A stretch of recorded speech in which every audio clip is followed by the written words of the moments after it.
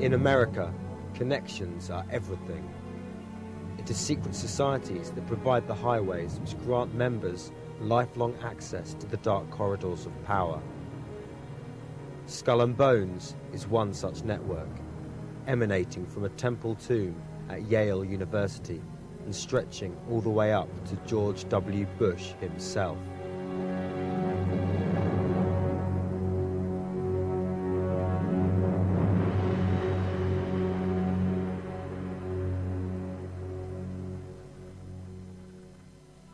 We met a wall of secrecy when we called past members to uncover the story of Skull and Bones. Many tried to deny all knowledge of the private club formed in 1832. I don't have a comment on that. Our membership is private. The membership is private, and I really can't tell you whether I am or I'm not. Are you serious? Yeah. The symbolism, of course, is the skull and crossbones, right? The death's head, or Totenkopf, I guess as the SS called it during the Second World War. It's a very sinister symbolism. It is obviously Freemasonic. But now the club's rituals and old boy networks are coming to light. Most people want to get along, to gain power and prestige. And they know the way to do that is to listen to the guy above you. So if someone, say, in Skull and Bones, calls people he knows, and these people know of the power of Skull and Bones, all it takes is a hint or a suggestion. What we have here is a private network acting really in violation of the United States Constitution, infesting the White House, the National Security Council, the State Department, the Pentagon, the CIA, and other government institutions. And yet, all this power stems from the lifelong bonds formed in the Skull and Bones rituals, where an oath of secrecy is sworn. Do you know how it all started out? It's been established for, I think, about 150 years in New Haven by undergraduates and graduates of Yale University. 15 members are elected each year. Basically, personal relationships are the most important product of the years that you spend in relationship to the organization. Oh, yeah. It's a very personal experience.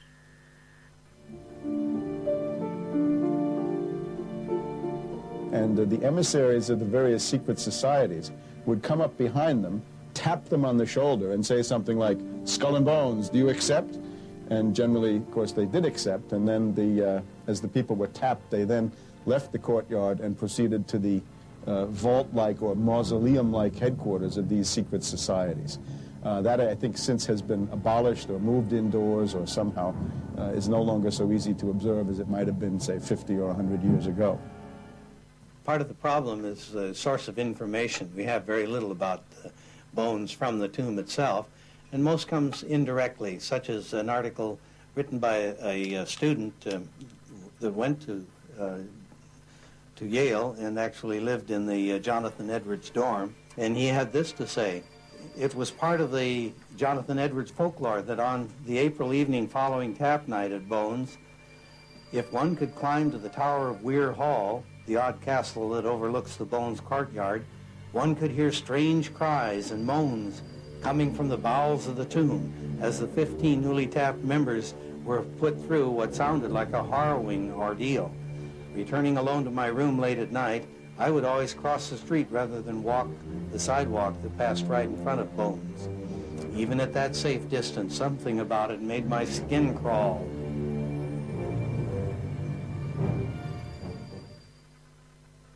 If you were invited to join the tomb cult, you became part of the East Coast Anglo-Saxon elite, joining the Rockefellers, the Harrimans, and the Bushes. So the core, as you go through the early 20th century, is comprised of 15 or 20 families, partially from old line American families going back to the Pilgrims, and partially from money, banking money, that came up through the late 19th century. Conversation at that level is all off the record. There's no press involved, so it's like the men are getting kind of a first-hand understanding. It may not be any big trade secrets or anything, but they're getting this kind of off-the-record understanding of the way things are, or the way things should be. And I think this certainly gives them an advantage in the world, in the economic world, because, you know, they know what the directions are, what the movers and shakers are thinking, and what some of the major policy considerations that are being considered. Are there any famous members or well-known members? George Bush? The George Bush? Yeah. But that kind of focus is not of great interest to the members. How do you mean? Because we're much more interested in the personal issues than external achievement. And yet, membership of Skull and Bones seems to result in remarkable careers. Among its members are 3 presidents, a clutch of judges, CIA officials, and various tycoons. They swear to take care of each other's interests, and they do it. And when that in the normal conduct of life is probably okay, but when one of them becomes president of the United States, it's time to ask questions.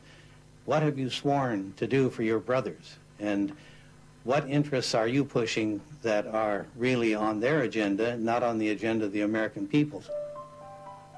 George W. Bush has been asked about his membership of Skull and Bones. Does it still exist? The thing is so secret that I'm not even sure it still exists. Record that as the most unusual question I've ever been asked in my entire political.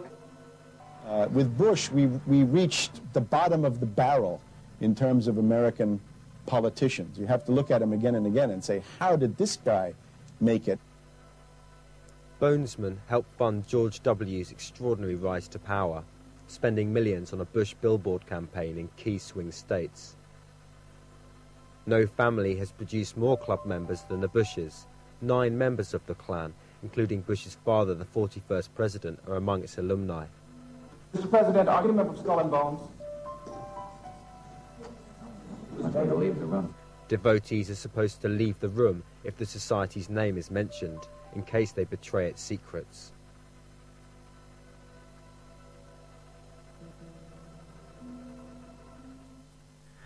Okay, you ever met Bush or? Oh yes, he was a couple of years behind me, but I have met him. Bush Sr.'s Skull and Bones name was Magog, the name given to the most sexually experienced bonesman. George W. is known as Temporary, since he was too lazy to change his initial name. Skull and Bones is just one of many secret societies scattered around the United States that still dominate the paths to power. In San Francisco, there is the men-only Bohemian Grove Club. You have a group that sees itself as superior to all others within society. And I think that is the element which is carried over from Skull and Bones into these organizations, this superiority. This is a private club. You're not supposed to be here at all.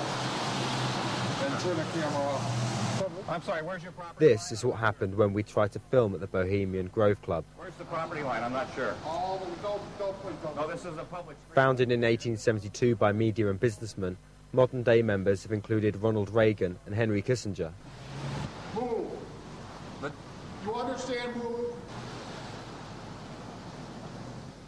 Well, okay, we got the hospitality, the negative hospitality of the San Francisco Bohemian Club.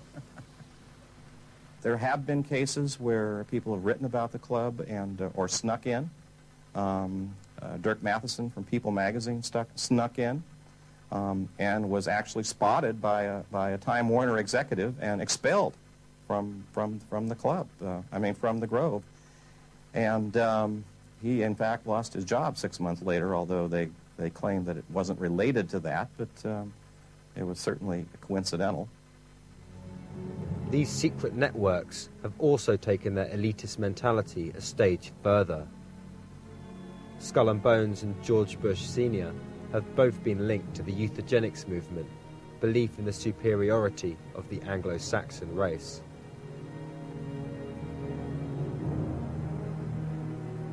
and fellow Bonesian, Avril Harriman, has been strongly implicated with US business funding for Hitler in the 1930s.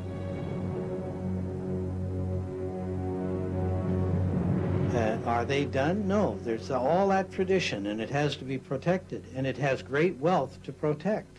And how do they protect it? They'll find new means. They'll hold offices, they'll hold appointive offices and elective offices, and they will be in charge of huge amounts of money. The Skull and Bones today is one of a number of groups. It happens to be now a semi-secret group. If this is one secret organization, and I was fortunate enough to get the membership list, how do I know, or anybody know, there are not other secret groups where I have not, or nobody else has had the membership list? So we also have to take the hypothesis in mind that there could be other groups which are truly secret. Nobody here is aware of their existence, which have this ultimate purpose.